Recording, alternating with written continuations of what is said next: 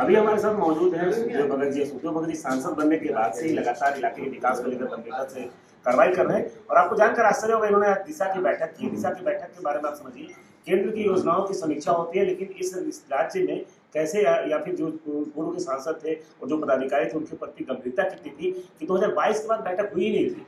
ऐसे में इन्होंने बैठक किया है। बैठक में कई मुद्दों को लेकर चर्चा, गहन बैठक हुआ है और बैठक के बाद सुखदेव भगत जी कई तरह की रणनीति को लेकर विचार किए, पदाधिकारी को निर्देश दिया है। इनसे हम खुद जानना चाहते हैं कि दिशा की बैठक को लेकर आज जो समीक्षा बैठक हुई, विशेषकर किन मुद्दों पर चर्चा हुई और क्या इन्होंने पदाधिकारियों को निर्देश दिया, इसका फायदा जिला के लोगों को मिलेगा।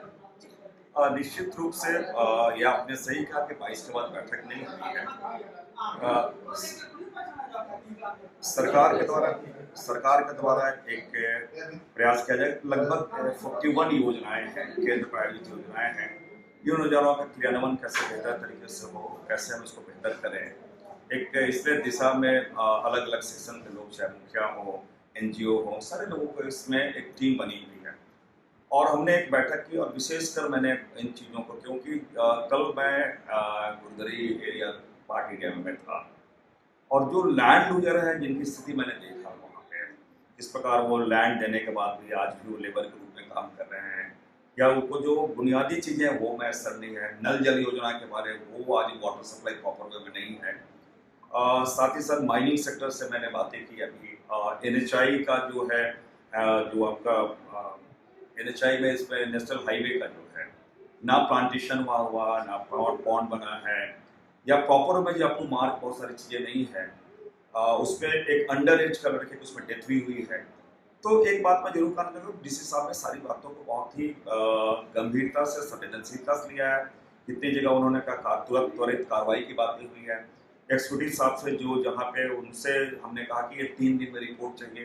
एक स्वास्थ्य के बारे में कुछ कंप्लेन आए थे, तो मैंने कहा कि हर चीज़ों के बारे में जो चीज़ें आई, इसके पीछे मकसद ये है कि सरकारी योजनाओं का प्रॉपर एक मॉनिटरिंग हो, क्रियान्वयन सही हो और आम जन है उनको कम से कम जो सुविधाएं वो मिले।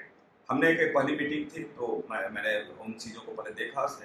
गत मीटिंग जो 22 का था, बहुत सारे एक कम्युनिकेशन गैप था कि आज भी मैंने देखा, थोड़ा खराब भी लगा कि ये विभाग किसी और पर ब्लेम करे, वो विभाग किसी और पर ब्लेम, प्रॉपर कोऑर्डिनेशन नहीं था। मैंने कहा उसकी बात नहीं है, आप पे अगर 23 में आपने पत्राचार किया तभी 1 साल होने को क्यों उस पर कार्रवाई। तो ये बैठक के बाद निश्चित रूप से कहीं ना कहीं उसमें गति आएगी और हमने अपेक्षा की, हमने इंस्ट्रक्शंस भी दिए कि ये पहली बैठक थी, हम एक अपेक्षा करते हैं कि आप अपनी जिम्मेदारी को समझे और जिसके लिए आपको सरकार के पदाधिकारी हैं वो प्रॉपर वे में यहाँ काम का संपादन हो, ये हमने इंस्ट्रक्शन दिया। सर, आप क्षेत्र में घूम रहे हैं, क्या लगता है कि आज भी जो केंद्र प्रायोजित योजनाएं हैं उसकी स्थिति काफी बदहाल लग रही है, क्या लगता है? देखिए मैं एक बात जरूर कहना चाहूँगा। बहुत बार होता है कि जो कप्तान होते हैं बहुत सक्षम होते हैं, लेकिन उनके जो प्लेयर्स होते हैं वो बहुत उदासीन होते हैं। कहीं न कहीं बहुत सारे विभाग का मैं जरूर नाम लेना चाहूँगा, उसमें ये बातें आई हैं। बावजूद इसके मैं जरूर कहना चाहूँ, कप्तान अपने तरीके से वो काफ़ी प्रयासरत हैं, लेकिन जो टीम में जो डेडिकेशन होना चाहिए, जो संवेदनशीलता, उसका थोड़ा बहुत मैं देखा।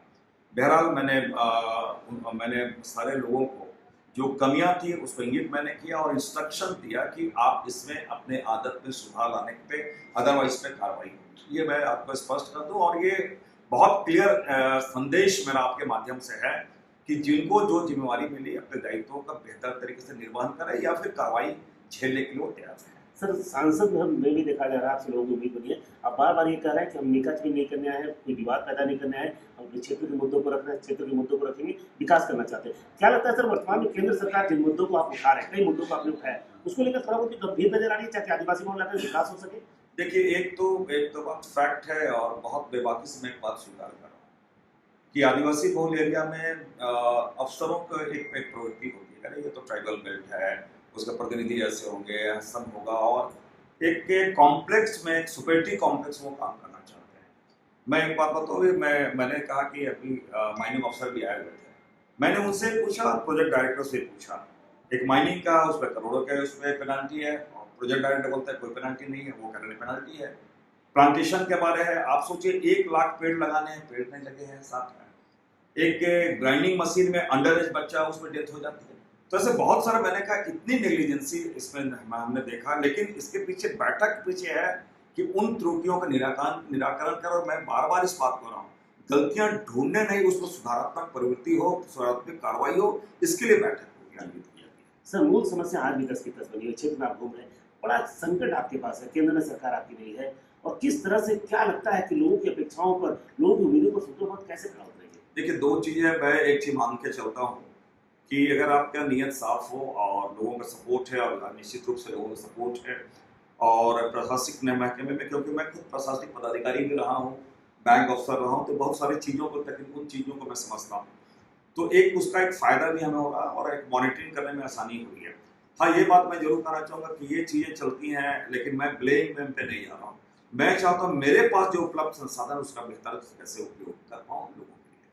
तो अगर प्रायोरिटी की बात की है तो आने वाले दिनों में तो क्या परिवर्तन करना चाहेंगे जिससे अधिक से अधिक संख्या में लोग उसका लाभ ले सकें? देखिए, मैं पहले भी कहा था, मैं आज भी कह रहा हूँ कि देखिए, यहाँ एक पलायन मुद्दा रहा है। आप देखेंगे कि यहाँ के लोग मेड के रूप में यहाँ काफ़ी रोजगार की तलाश में काफ़ी लोग हैं एक भट्टे में, और उसका बेस्ट उपाय है कि सरकार की जो योजनाएं हैं, और उसमें एक पर्यटन एक बड़ा सेक्टर है, जिससे पर्यटन में हर वर्ग के लोग, आम लोग उसमें इन्वॉल्व हो सकते हैं। और मैंने पहले भी कहा कि एक धार्मिक सेक्टर के रूप में ले, आप जो है अंजन धाम की बात करें, टांगी नाथ की बात करें, सिरस्ता नाले की बात करें, एक है, तो उसके अलावा नेत्रहाट से लेके पूरा बेल्ट जो है आप राम रेखा, इधर पूरी चीज़ों को देखें तो प्राकृतिक सौंदर्य के साथ अगर मैं उन चीज़ों को थोड़ा इनोवेटिव आइडिया के साथ अगर मैं चलूँ, तो मुझे लगता है मैं बेहतर हम कर सकते हैं। एक बात अभी मैंने बात की, और कल मैं पार्टी ने घूमना था, भी डीसी साहब से मेरी बातचीत हुई, और एक पायनियर के रूप में जिसे कहा जाए ना कि आप या एक पायलट प्रोजेक्ट के रूप में, तो ये सॉइल टेक्सचर के बारे से है। तो यहाँ के जमीन पे रेड सॉइल है, तो जो आप किसान को, जो रैयत को जो आप सॉइल कार्ड दे रहे हैं, तो क्यों ना एक लोगों को मोटिवेट कराकर बल्क में, भाई 200 एकड़, 100 एकड़, 300 एकड़, 400 एकड़ में आप कोई एक फसल आप लगाओ। जैसे मैंने देखा पार्ट एग्रीमेंट आलू का, तो उन्होंने कहा कि हम अभी टेंडर करने वाले हैं, तो अगर आपको लगता है मल्टीनेशनल कंपनी वाले किसी बुला के, अगर उनको कल मैं पार्टी ने घूमना था, भी डीसी साहब से मेरी बातचीत हुई, और एक पायनियर के रूप में जिसे कहा जाए ना कि आप या एक पायलट प्रोजेक्ट के रूप में, तो ये सॉइल टेक्सचर के बारे से है। तो यहाँ के जमीन पे रेड सॉइल है, तो जो आप किसान को, जो रैयत को जो आप सॉइल कार्ड दे रहे हैं, तो क्यों ना एक लोगों को मोटिवेट कराकर बल्क में, भाई 200 एकड़, 100 एकड़, 300 एकड़, 400 एकड़ में आप कोई एक फसल आप लगाओ। जैसे मैंने देखा पार्ट एग्रीमेंट आलू का, तो उन्होंने कहा कि हम अभी टेंडर करने वाले हैं, तो अगर आपको लगता है मल्टीनेशनल कंपनी वाले किसी बुला के,